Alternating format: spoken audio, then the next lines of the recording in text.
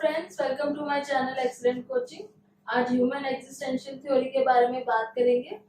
और ये हमारी तीसरी थ्योरी है। पहले हमने साइकोडायनामिक पढ़ी थी, उसके बाद बिहेवियर पढ़ी थी और अब ये तीसरी है ह्यूमन एग्जिस्टेंशियल। ठीक है,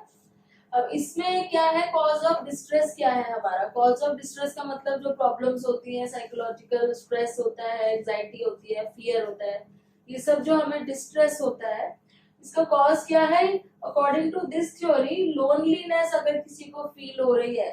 कि वो एकदम लोन है, उसके साथ कोई नहीं है, लोनलीनेस की फीलिंग आ रही है अगर, और एलियनेशन का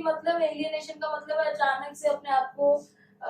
इस जगह का ना समझना और सोचना कि हम कहाँ बिलोंग करते हैं, ये हमारी जगह नहीं है। एलियनेशन होता है ना, जैसे एलियंस होते हैं जो यहाँ के नहीं है,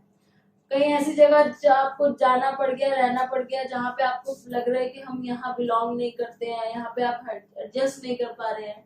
तो एलियनेशन वाली फीलिंग आती है। फिर इनएबिलिटी टू फाइंड मीनिंग, अपनी लाइफ का मीनिंग नहीं ढूंढ पाते, कोई पर्पस नहीं ढूंढ पाते हैं। जो करना चाहते हैं वो इसलिए नहीं करते क्योंकि हो सकता है वो सोसाइटी में इतना एक्सेप्टेबल नहीं है, तो उसको छुपा देते हैं और कुछ करने में मन नहीं लगता है, तो अपनी जो लाइफ है वो मीनिंगलेस लगने लगती है, या फिर कई बार कभी सोचा ही नहीं होता कि लाइफ में करना क्या है, तो वो चीज मीनिंगलेस हो जाती है, पर्पसलेस हो जाती है। जेन्युइन फुलफिलमेंट ऑफ लाइफ नहीं मिल पाती। जेन्युइन फुलफिलमेंट हमें कब मिलती है, जब हमारा कोई गोल या टारगेट होता है जिसको हम अचीव कर लेते हैं, हमें लगता है हमने ये चीज अचीव कर लिया, हमें सक्सेस मिली है किसी चीज में, हमें मोटिवेशन मिलती है और आगे करने के लिए। तो ये सब चीजें अगर मिसिंग हो और किसी वजह से ये सब चीजें दबानी पड़ रही हैं किसी को, और बहुत ज्यादा उस वजह से स्ट्रेस हो रहा है, तो उसके लिए सबसे बेस्ट है कि ह्यूमन एग्जिस्टेंशियल थेरेपी को यूज करें। अब इसमें क्या है कि मानना यह है कि ह्यूमंस का एक इननेट नीड होता है। इननेट मतलब पहले से उनके अंदर एक नीड होता है कि वो इमोशनली बहुत ग्रो करें और सेल्फ एक्चुअलाइज करें। तो ये हम पहले भी वैसे पढ़ चुके हैं, सेल्फ एक्चुअलाइज मैस्लो की जो हायरार्की है, लेकिन यहाँ पे हम लोग पूरे हायरार्की की जगह सिर्फ एक ही सेल्फ एक्चुअलाइज वर्ड पे ही फोकस करेंगे। तो सारे ह्यूमन बींग्स के अंदर एक नीड होता है कि हमने ग्रो करना है, सेल्फ एक्चुअलाइज करना है, और जो नहीं कर पाते हैं उनको प्रॉब्लम्स फेस करनी पड़ती है, वो डिस्ट्रेस में चले जाते हैं, उनको साइकोलॉजिकल प्रॉब्लम्स हो जाती है, डिप्रेशन हो जाता है, आइसोलेशन हो जाता है, एंजाइटी हो जाता है। ठीक है, अब सेल्फ एक्चुअलाइजेशन के मतलब, इसका मतलब क्या है कि अपना एक कंप्लीट अपने आप को कंप्लीट पर्सन बनाना है। कंप्लीट पर्सन मतलब हर चीज, अपनी लाइफ की हर चीज में सक्सेसफुल होना। हमारे लाइफ में जो जो गोल्स होते हैं, हर एक स्टेज पे जो जो अचीवमेंट्स हमें करनी होती है, जैसे पहले एजुकेशन हो गया, उसके बाद करियर हो गया, उसके बाद मैरिज हो गई, उसके बाद चिल्ड्रन हो गए, उसके बाद चिल्ड्रन बच्चों का फ्यूचर हो गया, फिर अपनी रिटायरमेंट। तो अगर हम हर स्टेज को बहुत अच्छे से सक्सेसफुली अचीव कर पाए, हर गोल को, तो वो हमें फाइनली सेल्फ एक्चुअलाइजेशन पे ले जाता है। तो वो हमारी कंप्लीट पर्सन होने का हमें वो एक सक्सेस मिलती है उसमें, और हमें हमारा हाईएस्ट पोटेंशियल पता चलता है कि हम किस चीज में बेस्ट है। जब हम सक्सेसफुल होते हैं तो हमें पता चलता रहता है ना कि हम किस चीज में अच्छे हैं। जब हम फेल होते हैं तो हमें लगता है कि शायद हम गलत डायरेक्शन में जा रहे हैं, तो हम अपनी डायरेक्शन थोड़ी सी चेंज कर लेते हैं।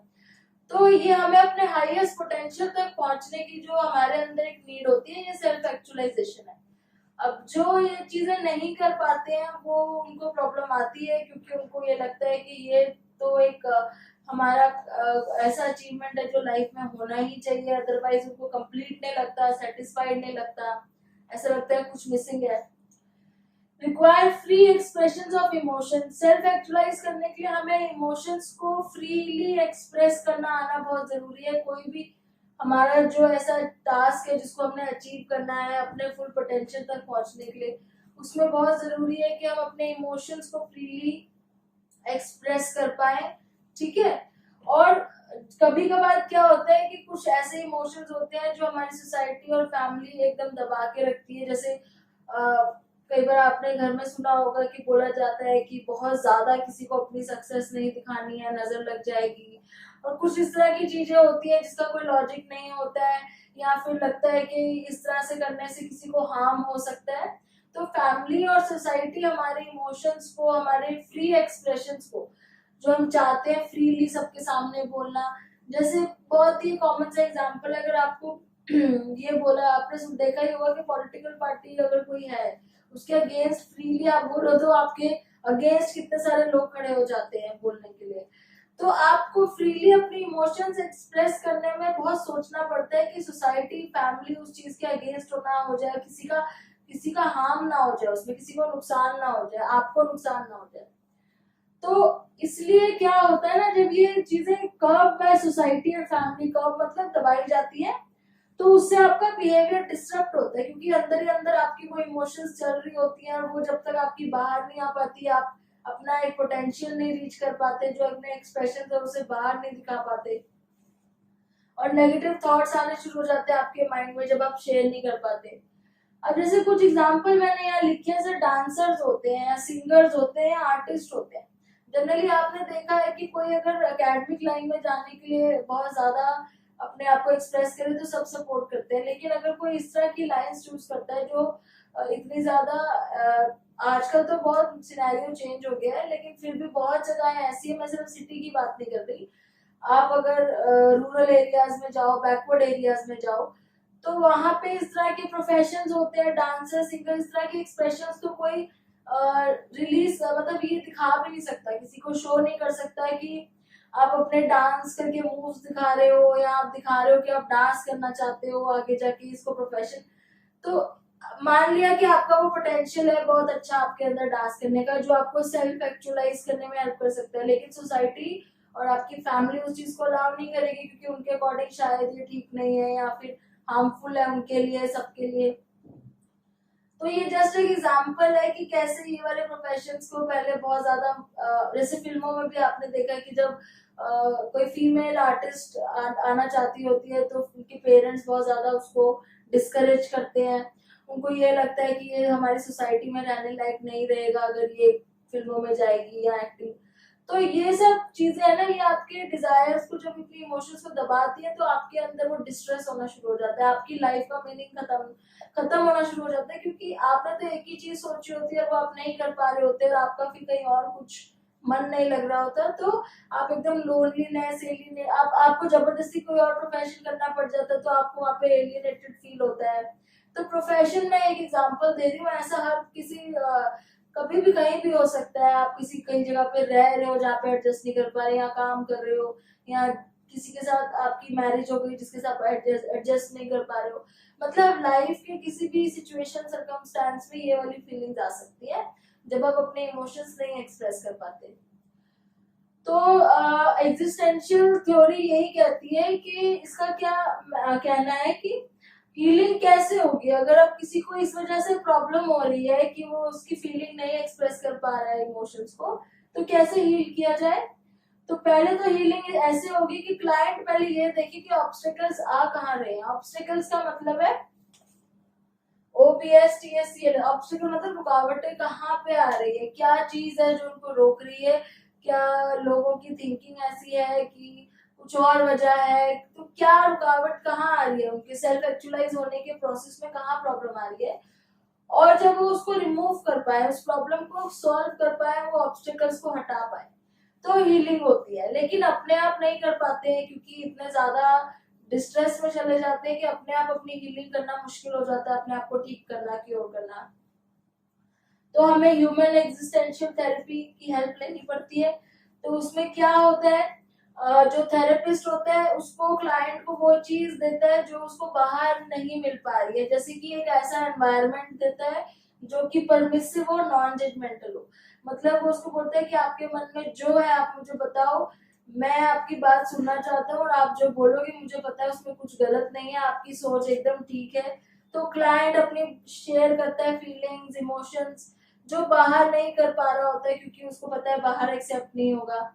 तो थेरेपिस्ट वहाँ पे बिल्कुल उसको परमिसिव वो देता है एनवायरनमेंट की, जो आपको बोलना आपको अलाउड है, परमिटेड है। और नॉन जजमेंटल मतलब मैं कुछ जज नहीं करूंगा आपको, अगर मान लो आप में से मतलब किसी क्लाइंट ने बोल दिया कि मुझे तो कोई ड्रग डीलर बनना है, तो भी वो थेरेपिस्ट उसको वहां नहीं बोल सकता है कि ये तो आप गलत काम करने के लिए बोल रहे हो। उसको हर चीज को एक्सेप्ट करना है, थेरेपिस्ट को वहां पे उसको ऐसा एनवायरनमेंट देना है जो उसको लगे कि मैं यहाँ पे कुछ भी बोल सकता हूँ, मुझे कोई रोकेगा नहीं। लेकिन यहाँ पे क्या है, क्लाइंट को एक रिस्पॉन्सिबिलिटी दी जाती है कि आपने जो एक्सप्रेस करना है करो, लेकिन आप ही रिस्पॉन्सिबल हो अपनी फ्रीडम के लिए भी, अपने कंट्रोल के लिए भी। फ्रीडम किस चीज की, कि आप अपने इमोशन एक्सप्रेस करना चाहते हो, आप फ्री हो उसके लिए, लेकिन आपने खुद ही डिसाइड करना है, जज करना है कि आप उसको कितना ज्यादा एक्सप्रेस करोगे और कितना कम। कंट्रोल आपने करना है, मैं आपको मना नहीं करूंगा। बेशक आप कुछ गलत भी बोल रहे होगे, आप कुछ गलत भी सोच रहे होगे, तो मैं आपको मना नहीं करूंगा। आपकी खुद की रिस्पॉन्सिबिलिटी है अपने इमोशंस को कहाँ पे जाके लिमिट करना है, उसके आगे नहीं। मतलब आपको खुद ये सोचना है कि अगर मैं इससे ज्यादा करूंगा तो क्या मेरे लिए किसी के लिए हार्मफुल हो सकता है। तो जब खुद से रिस्पॉन्सिबिलिटी क्लाइंट को दे दी जाती है, तो वो उसको समझ में आ जाता है कि जब वो बहुत ज्यादा फ्रीली एक्सप्रेस कर रहा होता है अपने आप को उस एनवायरनमेंट में, धीरे धीरे उसको समझ में आ जाता है कि कितनी लिमिट तक ठीक है, उसके बाद कहाँ जाके वो हार्मफुल हो सकता है। तो उसको क्लैरिटी आती है कि अच्छा, मेरे को अब समझ आ गया कि अगर मैं अपने फीलिंग्स इमोशन एक्सप्रेस कर सकता हूँ तो मैं इतनी लिमिट फिर भी यूज कर सकता हूँ, उसके आगे इट कैन बी हार्मफुल। तो उससे उसको पूरी क्लैरिटी हो जाती है कि क्यों ये चीज प्रॉब्लम कर रही है बाहर, और मैं इसको कैसे सॉल्व कर सकता हूँ, और कैसे लोगों को कन्विंस कर सकता हूँ कितनी लिमिट तक। ठीक है, मतलब क्या है, सेल्फ अवेयरनेस आ जाती है उसको अपने आप के बारे में कि मैं बहुत ज्यादा इस चीज को लेके परेशान था, लेकिन अब मुझे समझ आ गया है कि मैं कहाँ तक दूसरों को कन्विंस कर सकता हूँ इस चीज के लिए। और अंडरस्टैंडिंग ऑफ सेल्फ हो जाती है बाय दिस यूनिक एक्सपीरियंस। ये एक्सपीरियंस उनके लिए यूनिक क्यों है, क्योंकि बाहर उनको ऐसा मौका नहीं मिल रहा होता, लेकिन यहाँ पे ऐसा एक्सपीरियंस होता है जिससे उनको अंडरस्टैंडिंग हो जाती है सेल्फ की, और वो अपने आप ही उस प्रॉब्लम को रिजॉल्व करने का तरीका सोच लग जाते हैं। थेरेपिस्ट यहाँ पे कुछ नहीं हेल्प कर रहा, खाली वो क्या कर रहा है, उसको एक एनवायरनमेंट दे रहा है कि जो वो एक्सप्रेस करना चाहता है करे,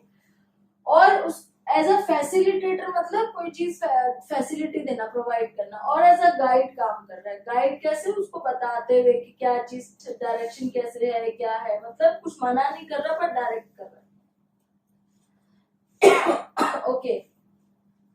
अब ये ह्यूमन एक्जिस्टेंशियल थेरेपी की मैंने आपको वो बता दिया कि इसमें हम करते क्या है। अब इसमें 3 हमने पढ़नी है अलग अलग। पहली जो एक्जिस्टेंशियल थेरेपी है वो विक्टर फ्रैंकल की है। दूसरी है क्लाइंट सेंटर थेरेपी नाम से है, जो कि कार्ल रॉजर्स की है। और तीसरी है जेस्टॉल्ट थेरेपी, जो कि फ्रेडरिक एंड पर्ल्स की है। तो ये तीनों थेरेपी हम डिटेल में डिस्कस करेंगे अब इसके बाद वाले वीडियो में। Thanks for watching.